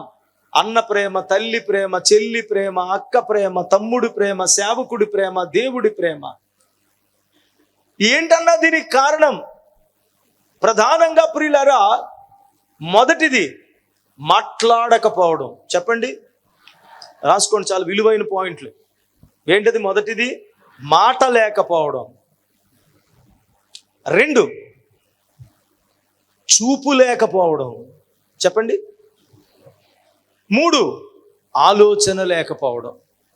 కుటుంబ బాంధవ్యాలలో, దైవిక బాంధవ్యాలలో, ఒక మంచి బాంధవ్య బంధాలలో ఎడబాటును కలిగించేటువంటి పరిస్థితులు. ఒకవేళ ఎవరైనా ఇక్కడ ఎడబాటు కలిగిన వారు ఉంటే, కొన్ని సమస్యల వల్ల ఏదైనా ఎడబాటు కలిగి భర్తకు దూరంగానో, కుటుంబానికి దూరంగానో, దేవునికి దూరంగానో దూరం అయిపోయిన వాళ్ళు ఉంటే, నేను ఇప్పుడు చెబుతున్న ఈ 3 కారణాలు మీరు వివేచించి చూస్తే ఖచ్చితంగా ఈ 3 మీకు కారణమై ఉంటాయి. లేదంటే 3లో 2 కారణమై ఉంటాయి, 3లో 1 కారణమై ఉంటాయి. 2, ఒకవేళ ఎడబాటు కలుగుతున్నట్లుగా అనిపిస్తుందన్నా, ఇప్పటి వరకే ఇంకా చాలా వరకు కూడా ఎడబాటు అయిపోయిన పరిస్థితులు, ఇక ఎడబాటు అవ్వకుండగా తిరిగి నువ్వు దేవునితో సమకూర్చబడడానికి, తిరిగి నీ రక్త సంబంధాన్ని కాపాడుకోవడానికి, తిరిగి నీ కుటుంబాన్ని కాపాడుకోవడానికి ఈ 3 సూత్రాలను నువ్వు పాటించడం మొదలు పెడితే ఖచ్చితంగా తిరిగి నువ్వు కట్టుకోవడానికి కొన్ని అవకాశాలు ఉన్నాయి. అందులో మొదటిది ప్రియులారా, చెప్పండి, మాట్లాడడము. ఎప్పుడూ కూడా ఒక ఫ్యామిలీ లైఫ్లో, ఒక కుటుంబములో భార్యాభర్తలైనా, తల్లిదండ్రులు పిల్లలైనా, లేక పిల్లలు తల్లిదండ్రులైనా, తోబుట్టువులైనా, అన్నదమ్ములైనా, అక్క చెల్లెళ్ళైనా, ఈ బంధుత్వాలు, ఈ బాంధవ్యాలు, ఈ రక్త సంబంధాలు, ఈ వైవాహిక బాంధవ్యాలు ఎప్పుడు పదిలంగా ఉంటాయని అడిగితే, వారు నిత్యము కూడా ఒకరితో ఒకరు కొంత సమయము మాట్లాడుకునేవారుగా ఉండాలి. స్తోత్రం చెల్లించండి. ఈ రోజున ఏం కొదువ నీ భర్తతో అని అడిగితే, అన్నీ తెస్తాడన్నా, అన్నీ ఇస్తాడన్నా, కానీ మాటలో మనసు విప్పి మాట్లాడుకునే సందర్భాలు ఉండవన్నా. అసలు వచ్చాడా, తిన్నాడా, పడుకున్నాడా, లేచాడా, వెళ్ళాడా, ఏదైనా మాట్లాడితే పెడు, మంచిది, వెళ్తున్నావా, మనస్సు విప్పి హృదయపూర్వకంగా. ప్రియమైన దేవుని బిడ్డలారా గమనించండి, దేవుడు మాట్లాడినట్లు సర్పం మాట్లాడదు. మాట్లాడుకోవడం ఎంత అవసరమో, మాట్లాడుతున్నటువంటి వ్యక్తులు ఆ మాటలు ఎంత జాగ్రత్తగా మాట్లాడుతున్నామనేది ముఖ్యం. వింటున్న వాళ్ళు ఏం వింటున్నామన్న వివేచన ఇంకా ముఖ్యం. అర్థమైందా? దేవుడు ఎంత కాలం నుంచి మాట్లాడుతూ వస్తున్నాడండి. ప్రతిరోజు సాయంత్రం అయినప్పటికీ, ఈవేళ దసరా హాలిడేస్ అని, సంక్రాంతి అని సెలవిచ్చాడా? ఎక్కడైనా బ్రేక్ అయిందా? ప్రతిరోజు మాట్లాడుతూనే వస్తున్నాడు. ప్రతిరోజు మాట్లాడుతున్న ఆయన ఎవరో? దేవుడు. ఆయన మాట విలువేంటి చెప్పండి. ఆయన మాటతో ఇది కలుగునుగా కంటే, ఆయన మాటతో సర్వ సృష్టిని చేసిన సర్వశక్తుడగు దేవుని యొక్క స్వరము వీళ్లతో ప్రతిరోజు మాట్లాడుతూ ఉంటే, ఆ మాట కంటే ఏ మాట విలువగా ఎంచబడింది? జాగ్రత్త. విన్నారా? నీ వివేచనలో, నీ వినికిడిలో మాటలు ఉండాలి. ఆ మాటలు చాలా జాగ్రత్తగా మాట్లాడేవాళ్ళు మాట్లాడాలి. 2, వినేవాళ్ళు కూడా వివేచనతో వినాలి. నీకు తగిన మాటలు, నీతో మాట్లాడగలిగిన మాటలే నీతో మాట్లాడాలి. నీ వయస్సుకు తగ్గట్లుగా, నువ్వు స్త్రీవైతే నీతో మాట్లాడదగినట్లుగా, నీ స్థితికి తగ్గట్లుగా, నీ ఆత్మీయతకు తగ్గట్లుగా నీతో మాట్లాడగలగాలి. ఒకవేళ అలాగ కాని మాటలు నీకు వినబడితే, దేవుని బిడ్డలారా, దానిని వివేచించగలిగినటువంటి జ్ఞానం మనకి ఉండాలి. ఒక భార్యాభర్తలు, తల్లిదండ్రులు, వీళ్ళ మధ్యన మాటలు ఉండాలి. పరిపూర్ణమైన చక్కని మాటలు ఉండాలి. మంచి సంభాషణలు ఉండాలి. దేవుడేమంటాడు? పోకిరి మాటలైనను, సరసోక్తులైనను, ముసలమ్మ ముచ్చట్లైనను మీ నోట పోకిరి మాటలు, 2 సరసోక్తులు, ఇంకా ముసలమ్మ ముచ్చట్లు. అర్థమైందా? ఇవేమీ కూడా రాకూడదు. ఒకవేళ దేవుని బిడ్డలారా అలాగని ఏదైనా సరదాలు లేకపోతే ఏమైనా ఎలాంటి మాటలు ఉన్నాయనుకోండి, భర్త భార్యతో తన గదిలో మాట్లాడతాడు. అది తప్పు కాదు. భార్య భర్తతో కిటికీలో నుంచి చూసేటప్పటికి చెల్లి అని చెప్పిన దానితో ఇతను ఏం చేశాడు? సరసమాడుట చూచి అన్నాడు. అది ఎందుకు తప్పైందో తెలుసా? తన భార్యతో అతడు సరసమాడుంటే అది తప్పని ఎంచేవాడు. నువ్వేం చెప్పావు మాకు ఇక్కడికి తీసుకొచ్చి? కిటికీలో నుంచి చూసినప్పుడు నువ్వేం చేస్తున్నావు? అది ఎవరితో మాట్లాడవలసిన మాటలు, వాళ్ళతో మాట్లాడిన మాటలు అవి తప్పుగా ఎంచబడవు. అది లీగల్. కానీ దేవుని బిడ్డలారా, నీ మాటలలో, నీ సంభాషణలో, నీ కుటుంబముతో, నీ పిల్లలతో, నీ తల్లితో, నీ తండ్రితో నువ్వు మాట్లాడే మాటలు ఇప్పుడు ఈ రోజున ఎంత దారుణంగా ఉన్నాయంటే, మరి అది స్టైల్ అనుకుంటున్నారా, లేకపోతే ఇప్పుడు అది అలాగా ఆ ట్రెండ్ నడుస్తుందో నాకు తెలియదు. కానీ అమ్మని ఏమే అంటుంది. అది ముద్ద. ఈడేనండి మా నాన్న. ప్రేమించిన వాళ్ళే అలాగనడం గొప్ప అనుకుంటున్నారో ఏంటో నాకు తెలియడం లేదు. విలువను దిగజార్చే మాటలు ఎవరు మనతో మాట్లాడినా సహించేది లేదు. ఒక బాంధవ్యాలలో ఎడబాటు కలగకుండగా, అపవాది చోటు చేసుకోకుండగా మీరేం చేస్తారని అడిగితే, మన కుటుంబ బాంధవ్యాలలో నిత్యము మన పిల్లలతో కానీ, భర్తతో కానీ, భార్యతో కానీ ఏం చేయాలంటే, మనం మాట్లాడుకునే సమయము కొంత ఉండాలి. మళ్ళీ చెప్తున్నాను, ఒకవేళ నీ కుటుంబంలో ఏదైనా బాంధవ్యాలు సన్నగిల్లుతూ ఉంటే, ఈ కుటుంబ ఆశీర్వాద పండుగ నీకు తెలియజేస్తున్నటువంటి సత్యం, ఈ రోజు నుంచి తల్లిదండ్రులారా మీ పిల్లలతో మనసు విప్పి మాట్లాడండి. పిల్లలారా మీ తల్లిదండ్రులతో మనసు విప్పి మాట్లాడండి.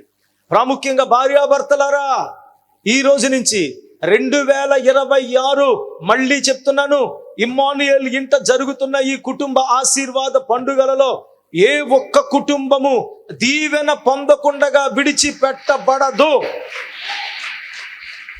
నేను ప్రామిస్ చేస్తున్నాను. దేవుడు చెప్తున్న మాటకు లోబడండి. మాటకు లోబడండి.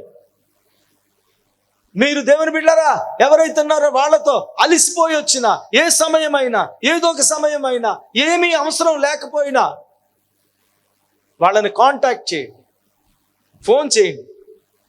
తినేసి ఉంటాడులే, ఎక్కడ ఉంటాడు కాదు, చేయండి. ఏమండి ఎక్కడున్నారు? తిన్నారా? జాగ్రత్త అండి, ఉంటారు. లేదు ఇప్పుడే జ్ఞాపకం వచ్చారు, లేదు ఇప్పుడే ప్రార్థన చేసుకున్నాను అనుకో, అవతలాడు ఇంకా భోజనం చేయడు. ముగ్ధుడైపోతాడు. ఏంట్రా బాబా నాకు ఫోన్ చేసిందే అని ఒక్కసారి మీరు షాకులు ఇచ్చేయకండి. నెమ్మదిగా అర్థమైందా? మాట్లాడండి. ఏ టైం అయినా వచ్చిన తర్వాత, భోజనం పెట్టిన తర్వాత, కూర్చోబెట్టిన తర్వాత, పిల్లల్ని కూర్చోబెట్టిన తర్వాత వాళ్ళతో మాట్లాడండి. మనసు విప్పి మాట్లాడండి. కొన్ని మాటలు మాట్లాడండి. కావాలని ఆ మ్యాటర్ని పొడిగించండి. ఎక్కడికి వెళ్ళేవారన్నా, ఏం జరిగిందమ్మా, అంత బాగుంది కదా, నేను ఇలా కానీ ఏదో ఒకటి చెప్పేయండి. వీళ్ళు మీటింగ్కి వెళ్ళానన్నా, బాగా జరిగిందిరా, అట్టుపళ్ళు పెట్టారా, సరిగ్గా మొగ్గలేదు కానీ బాగానే ఉన్నాయి, ఈ అట్టుపళ్ళు కూడా వాళ్ళకి ఎందుకు అనకండి. ఏదో ఒకటి మాట్లాడాలి కదా. మాట్లాడడం గురించి ఏదో ఒకటి మాట్లాడండి. ఓకే, ఒకటి ఏం చేయాలి? మాట్లాడాలి. రెండవది చెప్పండి. రెండు, చూడాలి. స్తోత్రం కలుగును గాక. హల్లెలూయా, హల్లెలూయా. చూస్తే, విన్నారా, ఏం కనబడాలని అడిగితే ఆ వ్యక్తి యొక్క చెప్పండి ఆంతర్యము కనబడాలి. స్తోత్రం చెప్పండి. Praise the Lord. కొంతమంది చూస్తారు. ఏం చూస్తారు? వాళ్ళకి ఏం చూడాలనుకుంటే అది చూస్తారు. కొంతమంది చూస్తారు, ఇంకా వాళ్ళకి అదే కనపడుతుంది. వాళ్ళకి అదే ఆ కోణమే కనపడుతుంది. ఎవరిని చూసినా, ఏం చూసినా. నువ్వు చూసావా? దేవుని బిడ్డలారా, నీ కూతుర్ని చూడు, నీ భర్తను చూడు, నీ భార్యను చూడు. కొంతమంది తెలుసా, ఒకే ఇంట్లో ఉంటారు, పొద్దున్నుంచి సాయంత్రం దాకా కలిసే ఉంటారు. ఒకళ్ళ ముఖంలో ఒక ముఖం పెట్టి లాగా ఒక్కసారి కూడా చూసుకోరు. అవునా? ఎవరికి ఎవరు తెలుసా? వినండి ప్రియులరా. అబ్బాయ్ నా వైపు చూడు అన్నాడు. చూశాడు. ఏం కనబడింది? అతనిలో ఉన్న ఆశ. అంటే ఎలా చూస్తున్నావు? నువ్వేం ఆశించి చూస్తున్నావు? నువ్వు నన్ను ఏం ఆశించి చూస్తున్నావు? బంగారము వెండి ఆశించి చూస్తున్నావా నువ్వు? అలాంటి నా దగ్గర యేసు నామములో నాకు కలిగింది ఇస్తున్నాను. లే, చూస్తే ఆశ ఆయనకి తెలిసింది. నువ్వు చూసావా? చూసిన దానిలో మళ్ళీ చెప్తున్నాను, అమ్మాయి నాకు మాత్రం కనబడితే మాత్రం ఇంకా ఆళ్ళేళ్ళని లేదు, చెప్పేస్తాను. చెప్పనా? అమ్మాయి అలా కాదురా, కొంచెం ఇలా బాగుంది, ఎక్కడ రింగ్ ఎట్టేసావు, ఎక్కడ గజ్జల గోరలాగా ఎందుకమ్మా అలాగే అంత అందంగా ఉంటావు నువ్వు? చెప్పాలి. చూడడం అంటే అది. నీ కూతురు, అమ్మాయి నువ్వు బయటికి వెళ్తున్నావు, ఇలా బాగోలేదురా, ఈ డ్రెస్సింగ్ బాగోలేదు, ఇలా వద్దమ్మా. వాళ్ళలో ఉన్న లోపాన్ని చూడండి.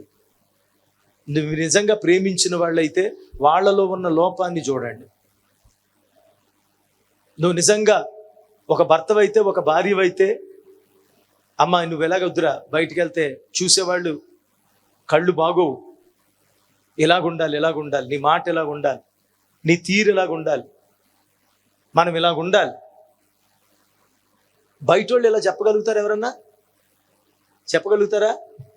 చెప్పరు. చూచేది ఏం చూడాలో తెలుసా?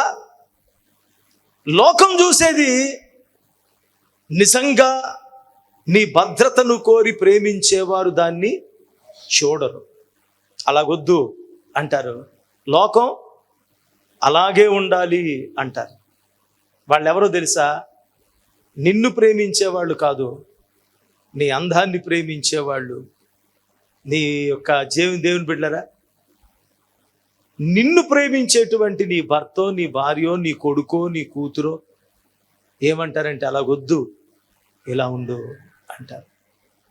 అలాగ ఒక లోపాన్ని చూసి మన వారికి మనం చెప్పి, నాన్న ఇలాగొద్దు, బాబు ఇలాగొద్దు, అయ్యా ఇలాగొద్దు, చూడు వాళ్ళ లోపాన్ని చూడు వాళ్ళ బాధను చూడు వాళ్ళ కష్టాన్ని చూడు వాళ్ళ యొక్క మనోవేదనను చూడు. ఏంట్రా ఎలాగున్నావు ఈరోజు? అమ్మ ఏంటి ఇలాగున్నావు? నాకు చెప్పరా, ఏమైంది తల్లి? వాళ్ళ మనోవేదనను చూడు, మనో దుఃఖాన్ని చూడు, మనోబాధను చూడు, వాళ్ళ అంతరంగాన్ని చూడు. పై రూపాన్ని లోకం చూస్తుంది, ఆంతర్యాన్ని ఆత్మీయులు చూస్తారు. స్తోత్రం చెల్లించండి. రాసుకో, పై రూపాన్ని లోకం చూస్తుంది, ఆంతర్యాన్ని ఆత్మీయులు చూస్తారు. స్తోత్రం చెల్లించండి. ఆత్మీయురాలివి నీ బిడ్డకు నువ్వు అవ్వాలి. ఒక ఆత్మీయ భర్తవు నువ్వు అవ్వాలి, ఒక ఆత్మీయ భార్యవు నువ్వు అవ్వాలి, ఆత్మీయ తల్లివి నువ్వు అవ్వాలి. అందరూ చూసేది కాదు. వాళ్ళ బాగోగులు చూసి వాళ్ళను బాగు చేయడానికి కావలసినటువంటి రీతిగా వాళ్ళ జీవితాన్ని నువ్వు చూడగలగాలి. వాళ్ళు నిన్ను చూడగలగాలి, నిన్ను వాళ్ళు చూడగలగాలి. దేవుడు చూచింది అవ్వమ్మలో తప్ప సిగ్గా? దేవుడు చూసినప్పుడు ఆదామవ్వలకు బట్టలు ఉన్నాయా? దేవుడు రోజు వస్తున్నాడు కదా, ఆయన వచ్చినప్పటికి వెళ్ళామన్నా నైటీలు వేసుకుంటున్నారా? లేదు కదా, రోజు చూస్తున్నాడు కదా. అది తప్ప సిగ్గా? తప్పు. ఎవరికి? దేవుడు తప్పు. మరి దేవుడే కదా చూస్తున్నదే. అరే దావీదు చూశాడు ఎవరిని? తప్పా కాదా? తప్పే కదా. దేవుడు చూశాడు అవ్వమ్మనే, తప్పా కాదా? సిగ్గా కాదా? మనల్ని సృష్టించిన దేవుడు, ఆయన ముందు మనం చిన్నపిల్లలు, ఆయన చేసిన బొమ్మలు. ఆయన దేవుడు శరీర రక్త మాంసాలు కలిగిన వాడు కాదు. ఆయన దృష్టికి మనం ఆయన చేసిన బొమ్మల్లాగా మనం దేవుని బిడ్డలారా? బట్టలు లేకుండా తిరగడం అంటే, మన ఇంట్లో బొమ్మలు ఉంటాయే, బార్బీ బొమ్మలే ఉంటాయి, ఆ టైపు మనం, చందన బొమ్మల టైపు. అదే ఆయనకి సిగ్గేంటి? ఆయన దగ్గర మనకి సిగ్గేంటి? మనకి తప్పు ఏంటి? అది తప్పు కాదు, సిగ్గు కూడా కాదు. ఎందుకంటే ఆయన దేవుడు. ఆయన ఎవరైనా దేవుడు. ఆయన దగ్గర నువ్వు దేవుని బిడ్డలారా ఉన్నటువంటి నీవు ఎప్పుడైతే తప్పు చేశావో ఆ దేవుడి దగ్గరకు వచ్చి ఎదురు పడడానికి సిగ్గుపడుతున్నావు. చూసావా? అది తప్పు. ఆ పరిస్థితి ఎందుకు వచ్చింది? Praise the Lord. నువ్వేం చూస్తున్నావు? చూస్తున్నప్పుడు ఎందుకు దాక్కున్నావు? నా దగ్గర దాక్కున్నావు. ఇప్పుడు నువ్వు, నేను దేవుణ్ణే, నీ అవయవ నిర్మాణం చేసిన వాడిని నేను. స్తోత్రం, హల్లెలూయా. దేనికి నువ్వు దాక్కున్నావు? ఆమేన్, ఆమేన్, ఆమేన్. ప్రియమైన దేవుని బిడ్డలారా, కొంచెం ఆలోచనతో మన జీవితాన్ని ఆలోచిస్తే మనం ఏం మిస్ అయ్యామో, ఎక్కడ మనం తప్పిపోతున్నామో మనకు అర్థమవుతుంది. మన ఇంటిలో ఉన్న మన బాధ్యత కలిగిన మన బిడ్డ, మన తల్లి, మన తండ్రి, మన భర్త, మన భార్య ఎక్కడా సిగ్గుపడవలసిన అవసరత లేకుండగా మనం వారిని చూడవచ్చినప్పుడు వారిలో ఉన్న లోపాలను చూడండి, నిర్మోహమాటంగా దానిని గురించి మృదువుగా వారికి చెప్పండి. నిన్ను నువ్వు చూసుకో. నేను ఎలాగున్నాను? నా జీవితంలో నేను ఎలా కనబడుతున్నాను మనుషులకి? నేను ఎలా కనబడుతున్నాను నా దేవునికి? నా జీవితం ఏంటని నిన్ను నువ్వు చూసుకో, ప్రశ్నించుకో. 1, మాట్లాడాలి. 2, చూడాలి. 3వది, ఆలోచించాలి. ఇది కూడా చాలా ప్రాముఖ్యమైన మాట. కుటుంబ బాంధవ్యాల్లో భర్తకి భార్యకి మధ్యన, పిల్లలకి తల్లిదండ్రులకి మధ్యన ఎడబాటుకు కారణం ఏంటని అడిగితే, వారిని గురించిన ఆలోచన ప్రతి దినము నీకు లేకపోవడం. వినండి జాగ్రత్తగా. పొద్దున్న వెళ్తాడు, రాత్రికి వస్తాడు మా ఆయన, అంతే ఆలోచన. ఇప్పుడు ఈ రోజు నుంచి సాయంత్రం దాకా ఇప్పుడు నీ ఆలోచనల్లో ఆయన లేడు. సాయంత్రం వస్తాడులే ఎవరు? దేవుడు. మళ్ళీ సాయంత్రం వస్తాడులే దేవుడు. మరి రోజంతా నేనేం చేయను? ఏం చేయను చెప్పు. ఆయన రాత్రికి వచ్చి నీతో మాట్లాడినటువంటి మాటలను నెమరు వేసుకుని, అయ్యో పిల్లలు స్కూల్కి వెళ్ళారు, ఈ పాటికాడి తినేసి ఉంటాడా, ఆడికి వేళ తోటకూర పెట్టాను అసలు తిని ఉంటాడంటావా, పాడేశాడంటావా, ఇదిగో ఇప్పుడు వాడికి టైం అయింది, ఇప్పుడు బయట ఆడుకుంటా ఉండుంటాడు, ఈయన భోజనం చేశారంటావా, లేదంటావా, ఎక్కడ ఉంటారు, ఏం చేసి ఉంటారు. దీనిని గురించి నువ్వు ఆలోచించడం మొదలుపెట్టినప్పుడు నీ ఆలోచనల్లో గ్యాప్ ఉండదు. వేరే ఆలోచన రావడానికి గ్యాప్ దొరకదు. గ్యాప్ దొరికిందనుకో ఇంకొక ఆలోచన నీలోనికి దూరుతుంది. చల్లపూట వేళ వచ్చి యేసు మాట్లాడిన తర్వాత వీళ్ళ ధ్యానం ఏమై ఉండాలి, ఎందుకంటే యావత్ ఏదేనులో వీళ్ళిద్దరే ఉన్నారు. వీళ్ళిద్దరూ ఎదురు చూపులు ఒక ఆయన గురించే, వీళ్ళిద్దరూ మాట్లాడేది ఒక ఆయనతోనే, వీళ్ళిద్దరి తలంపులు ఒకటే, వీళ్ళిద్దరి ఆశ ఒకటే, వీళ్ళిద్దరూ కోరిక ఒకటే. ఆయన వస్తాడు, మాట్లాడతాడు, మాట్లాడే దాని గురించి ఎదురు చూస్తూ ఉంటారు. ఎప్పుడైతే పెడద్రోవ పట్టి మాటలలో మధ్యలో ఆలోచనలు దెబ్బతిన్నాయో అప్పుడు దుష్టుడు తన ఆలోచనతో లోపలికి రావడానికి అవకాశం దొరికింది. నా ప్రియమైనటువంటి దేవుని బిడ్డలారా, నిరంతరం మీ కుటుంబాలు ఆశీర్వదించబడినట్లుగా ఉదయం నుంచి సాయంత్రం వరకు కూడా మనకు ప్రియమైన మన కుటుంబం కొరకు ఎక్కడున్నా ఏం చేస్తున్నా ఒక ఆలోచన, ఒక తలంపు, వారిని గురించిన ఆలోచన మన మదిలో ఉండాలి. ఆ ఆలోచన వచ్చినప్పుడు వేరే ఆలోచన రావడానికి అవకాశం ఉండదు. అందుకొరకు అలాంటి ఒక మంచి ఆలోచన, దేవుణ్ణి గురించిన ఆలోచన, నీ కుటుంబాన్ని గురించిన ఆలోచన, బిడ్డలను భవిష్యత్తును గురించినటువంటి ఆలోచన, ఆయనను గురించినటువంటి ఆలోచన తీసుకుని వెళ్ళారు. రాణిని తీసుకుని వెళ్ళిన తర్వాత వాళ్ళు అంటున్నారు, ఎలాగైనా కానీ తన ఆలోచనలన్నీ మార్చేసి తననేం చేస్తారని అడిగితే, నా కొరకు సిద్ధపరచండి అన్నాడు రాజు. ఆలోచన చేయడానికి సిద్ధపరచడానికి చూపించి ఎన్ని గొప్ప మాటలు చెప్పారు తెలుసా పక్కనున్నటువంటి వాళ్ళు. ఇదిగో నిన్ను వరించిన ఈ రాజు ఎవరో తెలుసా, ఎంతటి గొప్పోడెవరు లేరమ్మా, అబ్బో ఆయన పాదపీఠం బంగారం, ఆయన సింహాసనం బంగారం, ఆయనకి ఎంతమంది ఉపపత్నులు ఉన్నారు తెలుసా, ఇప్పటికే 100 మంది. ఆయన పరిస్థితి ఏంటో తెలుసా, ఆయన చూపు కొరకు పడి చచ్చిపోతారు రాజ్యం అంతా. ఆయనే కావాలనుకుంటే 1000 మంది లైన్ కడతారు ఆయనకు ఉపపత్నిగా ఉండడానికి. అలాంటి రాజు నిన్ను కోరుకుంటున్నాడు, అలాంటి రాజు నిన్ను సిద్ధపరచమన్నాడు. ఏం చెప్తా అంటే, అబ్బే నాకు ఈ రాజు వద్దా, నా ప్రియుడే గొప్పోడు అన్నది. ఏంటి ఈ రాజు కంటే గొప్పోడా, చాలా గొప్పోడు. ఏం చేస్తాడండి ఆయన ఏ రాజ్యానికి రాజు, ఆయన రాజ్యానికి రాజు కాదు, గొర్రెలు మేపుకుంటా ఉంటాడు. గొర్రెలు మేపుకుంటాడా? ఎస్. మరి ఆడు బాగుండడం ఏంటి? వేరే ప్రియుని కన్నా నీ ప్రియుని విశేషమేమి? నా ప్రియుడు ధవళవర్ణుడు, 10,000 మందిలో నా ప్రియుడిని చూస్తే ఓ స్తోత్రం, హల్లెలూయా. 10,000 మందిలో పెట్టి నా ప్రియుడిని చూస్తే, మీ ప్రియుడిని పెడితే సింహాసనం మీద ఉంటేనే ఆయన రాజని తెలుస్తుంది. 10,000 మందిలో పెడితే ఈయన ఎక్కడున్నాడా అని కిరీటం తీసేస్తే గుర్తుపట్టలేం.